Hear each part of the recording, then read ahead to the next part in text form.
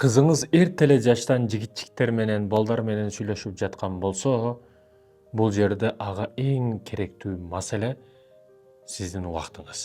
Сиз кызыңызга убакыт бөлбөй атасыз.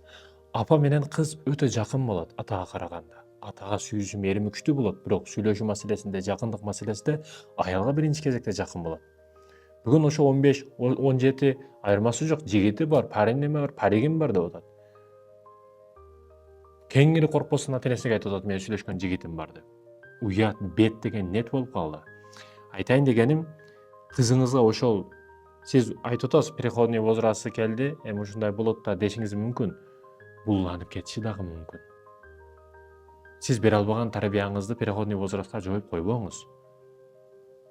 Өзүңүздү, күнөөңүздү, бере албай жаткан нерсеңизди бир жашка, бир возрастка, бир шылтоого байлап койбоңуз, урматтуу ата энелер. Көбүрөөк мээрим, көбүрөөк тарбия, көбүрөөк убакыт.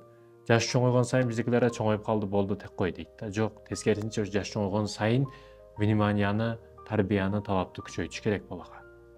Чоңойгон сайын жоопкерчилик көбөйөт. Оюн зоок жоголот.